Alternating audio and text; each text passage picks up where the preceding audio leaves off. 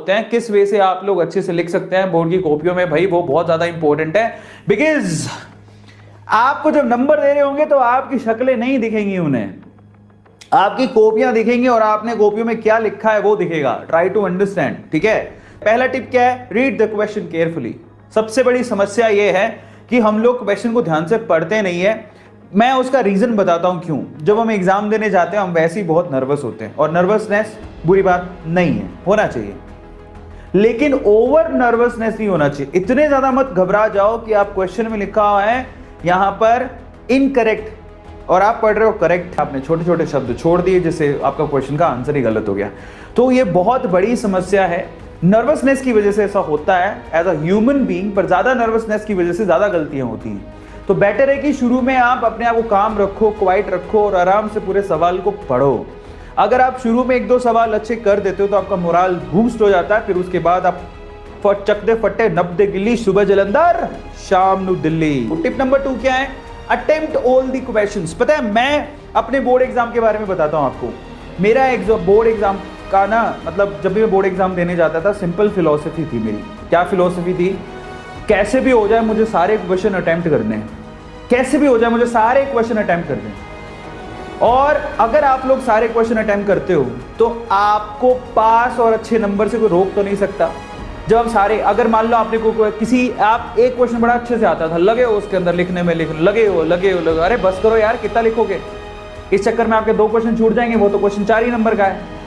तो अगर आप लोगों ने फिलॉसफी बना ली आज ही कि मैं एग्जाम में बैठने के बाद सारे क्वेश्चन, ऐसा कोई क्वेश्चन होगा ही नहीं जिसको मैं छोड़ दूं, मैं सारे क्वेश्चन जरूर लिख के आऊंगा। ये मेरी एक पेट स्ट्रेटजी थी जो आप लोगों को भी अपनानी है कि मैं कोई क्वेश्चन छोड़ूंगा नहीं, मुझे कुछ भी आता है उससे रिलेटेड मैं पक्का लिख के आऊंगा। Now that's very very very important thing. अगर आपको पास होना और अच्छे नंबर बनाने हैं तो ये स्ट्रेटजी आप लोगों को ध्यान रखना है। इसका मतलब क्या हुआ पता है, अगर आप सारे क्वेश्चन करने की सोच रहे हो तो आप लोगों को जितने क्वेश्चन का मार्क्स लिखे हुए हैं सामने की, एक नंबर का है या 2 नंबर का है, जितने मार्क्स लिखे हुए हैं उसी हिसाब से आप लोगों को आंसर लिखने चाहिए। आ रहा है समझ में। अब हम चलते हैं थर्ड पॉइंट की तरफ, write to the point answers in PCB. अब देखो ये पॉइंट और पिछला पॉइंट एक दूसरे से रिलेट करता है। अगर आप लोगों ने सोच लिया कि मेरे को पूरे क्वेश्चन करके आने हैं तो आपको यह भी ध्यान रखना पड़ेगा कि आपको टू द पॉइंट ही आंसर लिखने पड़ेंगे। अगर आप बेमतलब कोई एक क्वेश्चन है और मेरे को आता है, बड़ा मेरा फेवरेट है, उस चक्कर में आपने आधा घंटा खराब कर दिया, क्या मतलब है, बाकी पेपर तो छूट जाएगा, पास तो नहीं हो पाओगे। तो इतनी चाहत किस बात की है, आ गया समझ में। सो प्लीज आप अपना समय बर्बाद ना करें। तो ये अननेसेसरी बेमतलब का लिखना चिकना कोई फायदा नहीं है। आप टू द पॉइंट आंसर दें। कभी साइंटिस्ट का नाम लिखते हो कि लंबी की लाइन लिखते हो, तो नंबर उतने ही मिलने हैं। जो पहला सीधे लिख दोगे तब भी 1 ही मार्क मिलेगा, नहीं लिखोगे तब भी 1 ही मार्क मिलेगा, तो फालतू के झंझट पालने ही क्यों। आ रहा है समझ में। तो ये पॉइंट नंबर 4 क्या है, right answers in points only. मतलब आप देखो, मैं आपको समझाता हूं थोड़ा सा। आप इस किसी टॉपर की ये कॉपी है और ये सबसे बेहतरीन तरीका होता है किसी भी क्वेश्चन के आंसर को लिखने का। आप क्या करो, आप पॉइंट्स बनाओ। सबसे पहले पॉइंट बनाया, उसको अंडरलाइन किया और उसके आगे पॉइंट, और ये सबसे अच्छा तरीका होता है। और जितने भी आपके एग्जामिनर होते हैं ना, इसको बेस्ट तरीका मानते हैं, क्योंकि उन्हें ना ये पॉइंट पढ़ने को मिल गया। इसका मतलब आपका ये कि आपको क्वेश्चन का आंसर आता है। लगातार मत लिखो, कई बच्चे से लगातार आंसर लिख देते हैं, वो गलत है।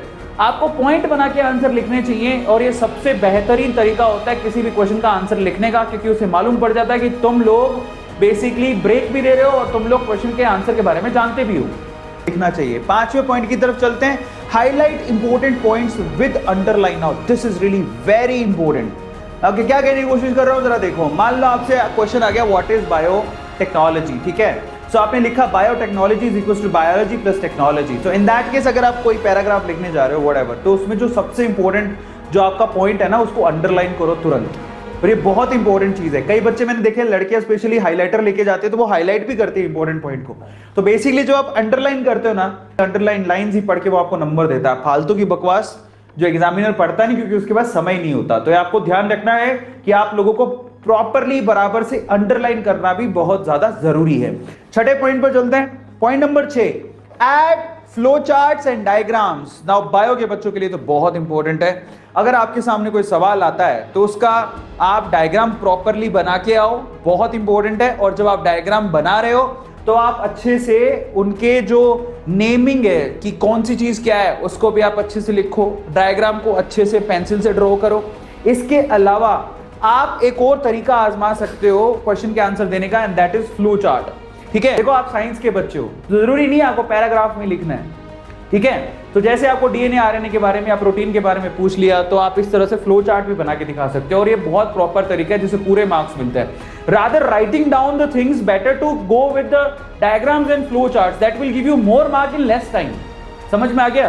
क्योंकि उसको जो चाहिए एग्जामिनर को वो तो उसे मिल गया, तो वो क्यों एक्स्ट्रा दिमाग लगाएगा अपना।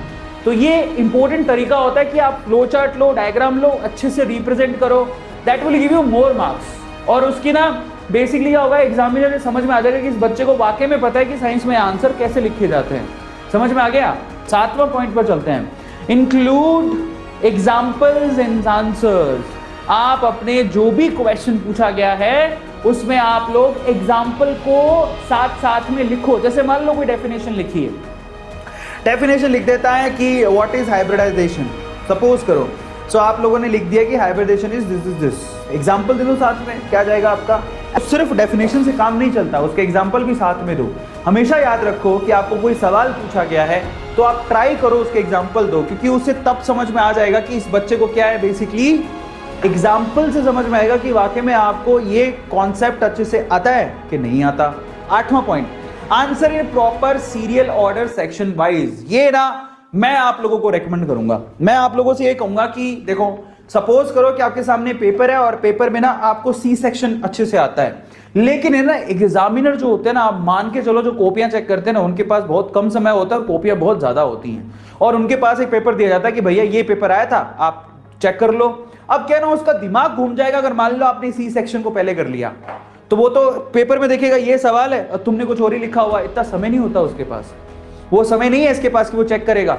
बेटर है कि, और ये बहुत इंपॉर्टेंट एक्सरसाइज है, आप लोग ध्यान रखना है, आप पहले सेक्शन ए को, और मान लो उसमें पहला सवाल नहीं आता तो जगह छोड़ दो, लेकिन प्लीज आप सेक्शन को मेंटेन करते हुए चलो, सेक्शन ए फिर बी फिर सी, प्लीज ज्यादा फेरबदल मत करो। मैं होशियारी झाड़ के मैं तो सी सेक्शन को पहले लिखूंगा, उस चक्कर में तुम्हारे को प्रॉब्लम भी हो सकती है। बेटर कि आप सेक्शन वाइज चलो, सेक्शन ए को पहले, फिर सेक्शन बी को, फिर सेक्शन सी को, जिससे उसके पास पेपर होगा तो वो अच्छे से चेक कर पाएगा, उसको ज्यादा ना वो नहीं होगी। जरा समझो, हर किसी एग्जामिनर है उसको चिढ़ होने लग जाती है, क्या लिख रहा है ये, समझ में आ रहा है, फिर वो आप नंबर काट लेगा बेमतलब। 9 point, don't put too many crosses. अब ये भी बहुत सारे बच्चों की प्रॉब्लम होती है, कॉपियां वो लिखते नहीं है, वो कॉपियां खराब कर रहे होते हैं। समझ में आ गया? बहुत सारे बच्चे हैं जो अपनी ना इमेज खराब कर रहे होते हैं, कॉपियां खराब कर रहे होते हैं ऐसे टिक कैंसिल कर करके। तो फिर पहले ही समझदारी से लिख लो, पहले बताओ कि किस किस बच्चे ने ये कारनामे किए हुए हैं कॉपी के अंदर, just write down chat section. किसको ऐसे मत किया करो, बेटर है कि आप लोगों को जब पूरा कॉन्फिडेंस हो आप तभी लिखो। क्यों हौच पौच मचा रखी है, जब आपकी गंदी कॉपी देखेगा आपको नंबर दे देगा। ट्राई टू अंडरस्टैंड, इतनी गंदगी मत फैलाओ कॉपी के अंदर, पता लगे कि कचरा ही कचरा दिखाई दे रहा है। 10वां पॉइंट क्या है, don't decorate the answer sheet. कई बच्चे बहुत होशियार होते हैं, बराबर टू द पॉइंट लिखो, इतनी डेकोरेशन मत कर दो कि सामने वाला कहे कि मैं डेकोरेशन के नंबर दूंगे, तुम्हारे मार्क्स के नंबर दूं, तुम्हारे कॉन्सेप्ट के नंबर दूं, किस बात के नंबर दूं। ठीक है, तो प्लीज आप ये काम मत करो। ठीक है, so finally point number 11, don't put right anything irrelevant. एक और बात, हाँ ये जरूर पुट राइट ये देखा मैंने कि कई लोग ऐसा जैसे पास होना है, ठीक है, अब कुछ किया तो है नहीं कॉपी के अंदर, तो 100 रुपए के नोट डालिए तो ये जो काम है बेसिकली, वाह क्या फोटो लगाई है Kartika, very good. So finally ये जो काम होता है ना बेसिकली, जिसमें नोट घुसा के आते हैं, ऐसा सोचते हैं कि भाई नोट घुसा दो नहीं, एग्जामिनर दया से कुछ नंबर दे देगा। कई लोग नोट घुसा देते हैं, कई लोग अपने ना भगवान की ऊपर वाले की फोटो डाल देते हैं कि अल्लाह के नाम पे कुछ दे दे बाबा ऐसा भी लिख के आते हैं। सो इन दैट केस आप प्लीज मत करो ऐसा, कोई फायदा नहीं है, गुस्से में आके वो सारे आपके नंबर काट लेगा, आपको फेल भी कर सकता है। सो ऐसे इररिलेवेंट काम आपको बिल्कुल करने नहीं चाहिए, समझ में आ गया? करना आपको इररिलेवेंट चीज, इररिलेवेंट लिखना। गुरुजी ऐसे कई तो हाथ जोड़ लेते हैं, गुरुजी प्लीज मार्क्स दे देना, पापा मारेंगे, मम्मी मारेगी, मेरे पापा को दिल का दौरा पड़ जाएगा नहीं नहीं, कई लोग ऐसा भी लिख देता है, अगर मैं फेल हो गया तो मेरे पापा को, कई एक टीचर को ऐसा लिख दिया बच्चे ने, अगर मैं फेल हो गया तो मेरे पापा को दिल का दौरा पड़ जाएगा, और मेरे पापा को दिल का दौरा पड़ गया तो उसके जिम्मेदार सिर्फ और सिर्फ तुम होगे एग्जामिनर अगर तुमने पास नहीं किया था, जब ऐसी चीजें लिखते हो उसकी क्या गलती है, तुम भी पढ़ के जाओ। तो ट्राई टू अंडरस्टैंड प्लीज। उसके बाद क्या है 12, maintain speed from the beginning. शुरू से ही ना स्पीड बना के चलो, पेपर कभी कभार लेंथी आता है, तो बेटर है कि आप शुरू से अगर अच्छा लिखोगे, तेज स्पीड से लिखोगे, तो डेफिनेटली आप बाद में रिव्यू भी कर पाओगे, वो आपके लिए अच्छा है। लेकिन शुरू में काफी लोग बहुत ज्यादा नर्वस होते हैं, घबराए हुए होते हैं, तो उनको लगता है पता नहीं क्या ही हो जाएगा। 13th point, revise the answer sheet carefully at the end. Please आप लोग पहले तो स्पीड मेंटेन करो, फिर उसके बाद जब आपके पास समय बचे तो उसमें आप अपने क्वेश्चन आंसर्स क्रॉस चेक भी कर लो कि तुमने सही लिखा है क्या, क्वेश्चन का नंबर सही लिखा है, क्वेश्चन का आंसर सही लिखा है, क्रॉस चेक कर लो। और ये तभी पॉसिबल है जब आप समय से पूरा पेपर कर लोगे, समय से पहले पूरा पेपर कर लोगे। जो तो लास्ट तक तो लिखता रहता है वो तो क्या ही करेगा, है ना। सो ये छोटी छोटी चीजें जो आप लोगों को ध्यान रखनी है।